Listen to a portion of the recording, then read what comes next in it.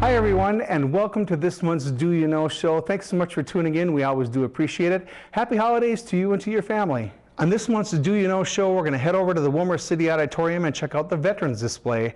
John Lindstrand puts that together every year and always is a great event in our community. Then we're going to head over to the Willmar American Legion and talk about Tribute Night. Tribute Night was a tribute to past musicians who unfortunately have passed away. We'll give you some more info on that. Then Jody will be in studio from the Early Childhood Initiative to talk about the January WOW event. It is the World of Wonder. Then we're going to head downtown Willmar to check out the Holidays Parade. We got some video to show you on that. And then Bev and Susan will be talking a little master gardening. This month we're going to talk about holiday plants. And then wrapping up this month's show, we're going to head over to the Historical Society, show you some video from the Festive Forest, and also give you some information on the Sperry House Christmas. And it is all right here on this month's Do You Know show.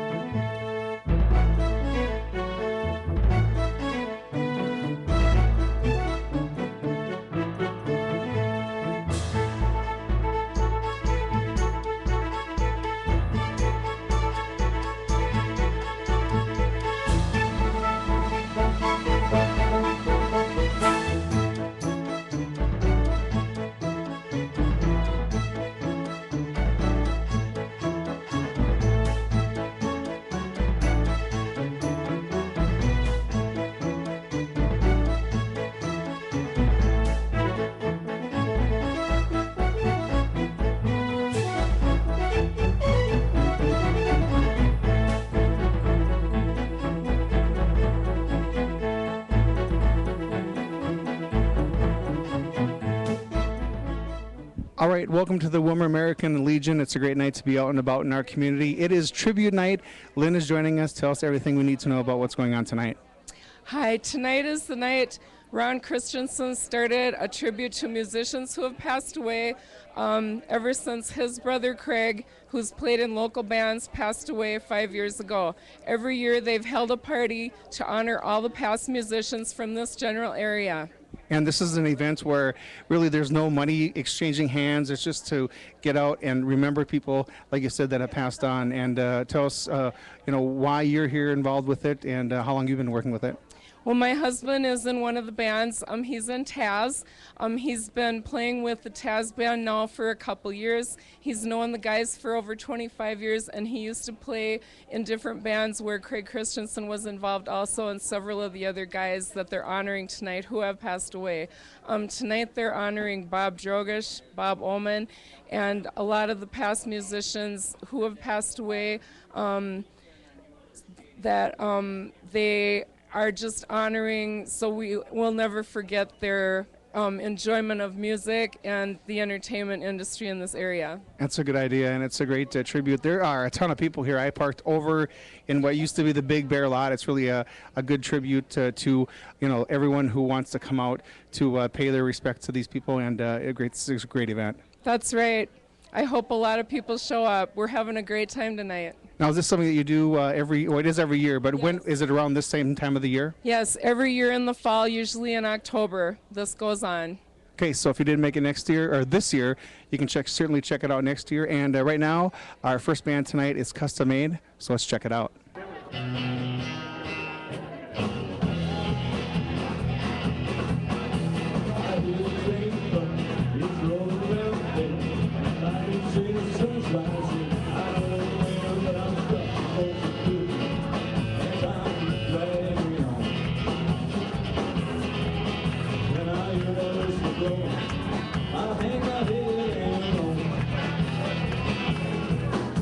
When I was 13, my mama told me so.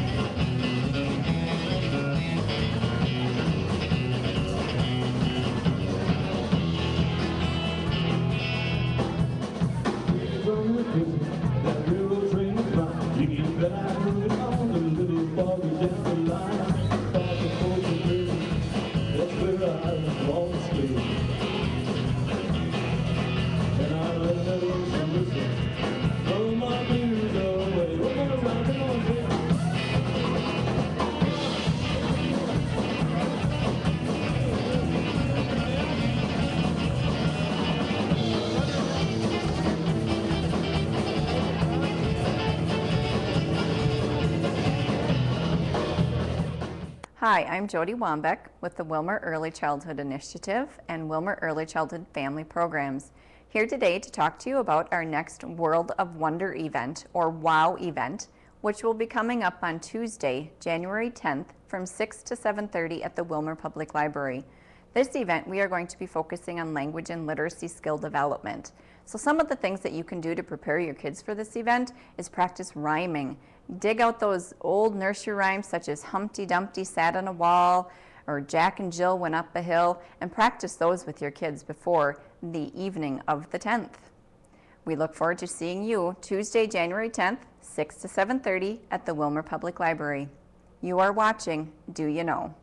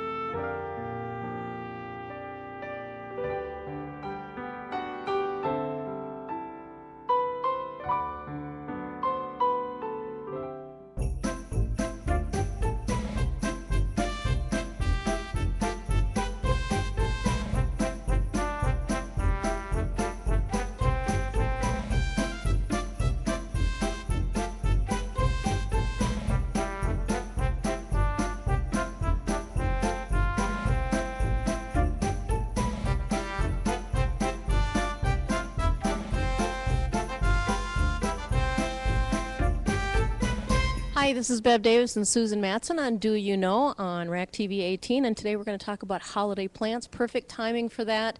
Some you might want to keep, some you might want to get rid of after the holidays. Your choice, but we're going to talk about some different things. For instance, the Christmas cactus. Now, I haven't had one of these for years, Susan, but I just loved it. It flowered for a really long time, and it's different than a regular cactus. It is a succulent, tropical succulent, so it needs a little bit more care, more watering than a cactus. The cactus, a lot of times you can just kind of leave those go. Ideally, if you had one of these already and you wanted to get it to flower again, you would put it in a dark place, cool and dark, about October for about 6 to 8 weeks.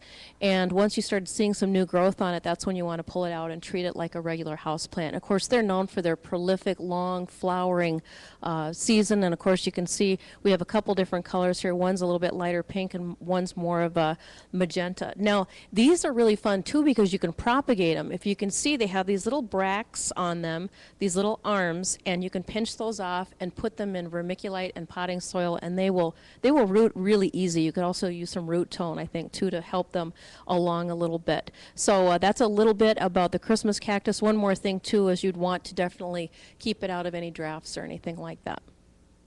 Yes, I just wanted, as you were talking, I was thinking that, maybe 30 years ago, my aunt had given me some cuttings from South Carolina, and she had a very large plant. I took it home, and I had it 30 years later. It was still growing, and I was cutting off or snipping off little tips to make other plants, and Eventually it died. I don't know maybe it just old age, whatever. But as you mentioned, the colors are really beautiful too. And I've seen a white one called an ivory color, which is very unique too. But I was going to tell a little story about something I read in Southern Living, and it was about mistletoe. Mistletoe, if for those of you that aren't familiar with it, grows in large clumps in the tops of trees. It's a parasite, but it grows way at the tops of trees. So in order to get the mistletoe down from the trees, people go out with their guns and actually shoot it down and then put it in there. They make clusters of mistletoe arrangements and all kinds of things. And so it was just kind of a unique story, I thought, about Southern living. And then what about holly too? That's something we don't have an example of it here, but that's I love the deep, thick, leathery leaves of it and the berries, and of course all those beautiful plants are so poisonous too, but they're nice. That's right. We forgot to mention about the fact that you have to watch to tell that your pets and your children don't chew on the leaves or on the berries. But I had lived in North Carolina for a few years, and you could go out right out in the woods and pick holly, and it was very beautiful. Different varieties, different colors of leaves. Some were variegated, and some were the plain dark leaves. And so it's something we don't have in Minnesota, but we have other things. So. Right, and one of the things you'll see appearing at holiday time is the poinsettia. Now, this is an interesting plant because a lot of people think on this one, of course, these days there's so many different colors, but this is a classic poinsettia. The flower itself is actually this little yellow part in the middle. The red part is just more bracts, more leaves, and so you certainly get a plant that looks like it's full of red flowers, but the little yellow ones are instead. Now, I know a lot of people ask us, Susan, about how do you winter these over so they will grow back again, and there's certainly some things you can do, but it's a lot of work. My feeling it is. So usually what I do, even if I get a poinsettia and they're always gorgeous, I keep them as long as they look good, and then I get rid of them and get new ones the next year. I think that's the way I've been doing it too. I did try a couple times to keep them, and the next year, even though I went with keeping it in the shade and in a dark place, keeping it cool, the flower and the red bract size was so small that it wasn't anything like what you would buy at a nursery or at a store. Right, and I think one of the nice things about these two plants also, though, is you can extend the interest a little bit longer because you can put them both out during the summertime for a little while. But I agree, they never look quite as gorgeous as when you first get them. And the final plant we want to talk about today is the Norfolk pine. And I was doing a little research on this and did not realize that it was really more of a subtropical plant. Right. It looks just like a little pine tree, doesn't it? And I believe it comes from either New Guinea or New Zealand. So it would be what we would call a tropical plant. It has to be kept inside in the wintertime. And there's no needle drop. And also it needs to be kept in a fairly consistent atmosphere. So wherever you plan to have it, keep it there. Morning sun is good for it, but also rotate it so that all sides of it would get light. But another thing, and I just happened to think about this when we were looking at the pine, and you will add some things to this too. In Minnesota, we have an abundance of naturally growing plants that we can use during the holidays. I know we can go out now and find pine cones, and we can clip branches. Even though we don't have holly here, we have a lot of different evergreen trees. And so a lot of people just actually go out, instead of buying something, will go out and clip and find plants to put in their homes. I think one of my favorites is bittersweet too. I love that plant. Yes. Yep. And another reminder too about the Norfolk pine is this isn't something that you ever want to winter outdoors. I mean, it looks like it would be to this area, but it's really not. So essentially just house plants for your holiday season. Some will last a really long time, like Susan was saying, the cactus. Some might be just a very short season plant, and others can last a long time too as a house plant.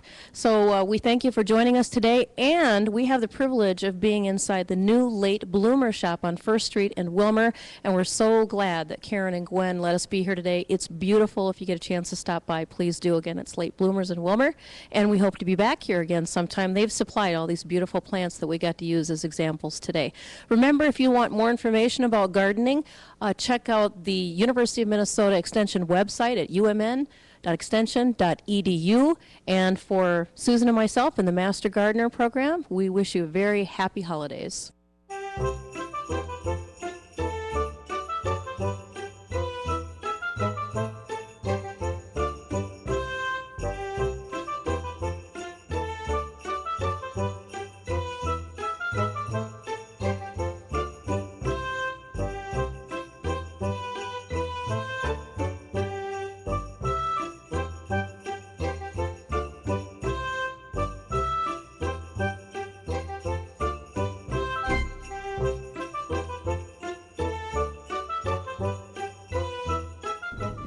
We're out at the Candy Ojai County Historical Society, and if you haven't been out here in a while, you need to get out here. They have new displays. There's lots of things to see, lots of really interesting things for your kids and your grandkids to take a look at. And I'm standing here with my friend Jill Wanutka. She's the director out here, and Jill, you have many things going on for the holidays.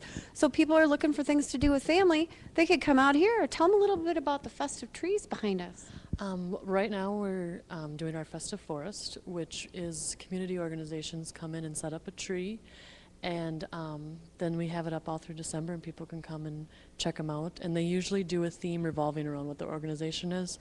So we had the 4-H club here last night. They put up their tree and they have a bunch of 4-leaf clovers on their tree. So some stuff like that. Yeah, I saw some school kids' pictures on one of the trees, and I see behind us we have this beautiful tree all decorated in patriotic things. The one behind us is the Daughters of the American Revolution, and they're one of the favorite trees. We have the senior club comes, the Girl Scouts come. We have the Compassionate Friends and the Quilters. Out in the front, when you first come into the museum, there's the Sons of Norway tree, and then of course the Candy Railers with their railroading theme in the depot. And then we're open, the Festive Forest opened Monday through Friday 9 to 5, and then on Sundays from 2 to 5. And then what do people pay when they come in? It's a free will donation. Okay, so we want to encourage you to open your checkbook, open your purse, and put some money in there because it all supports this, right? Very true, very true. We do rely on donations, yes. Especially this time of year. Definitely. They may not know that behind us and over from the Historical Society building, there's the Sperry House and some other outbuildings, and people can tour those now. Tell them a little bit about that. Okay, the Sperry House will be decorated for Christmas as well. That house was built in 1893. It's considered a Victorian farmhouse, so we try to decorate it in the Victorian fashion. And that's open the Sundays in December from 2 to 5. And then there's also cider and cookies up there. Oh. Our other buildings are, however, closed for the winter. It's just that one that will be open. Yeah. But they're open other times of year. Yeah, those ones are open in the summer. And then and the Sperry House during the week will be open by appointment. So if you can't make it on a Sunday during December, just give us a call and we can set up a time to bring you up there. Great. So as you're looking for things to do around town during the winter or during the holidays with your family and your friends, don't forget the Candy Ojai County Historical Society, and Jill and all of her volunteers and her staff invite you to come out here, find out more about the beautiful trees in the festive forest and everything from the Willmar 8 to the fire trucks of the region. It's a great display here, and people often forget. They drive by the big locomotive and they forget that it's out here. So we want to encourage everybody to get their friends together, get their family together, and come on out here. Any parting words to the viewers out there? Merry Christmas. And Happy New Year. We'll hope to see you at the Candy Ojai County Historical Society. We're moving on. Well, that wraps it up for this month's Do You Know show. As always, thanks so much for tuning in. We do appreciate it. Next month, we're going to be showing you all the highlights that we shot from 2011, starting in January from the polar plunge all the way up to all the activities of this month. It's the highlights right here on Do You Know. As always, if you have any questions or comments, feel free to give us a call here at the studio at 231-0594. Until next month, you are watching Do You Know. We will see you around town.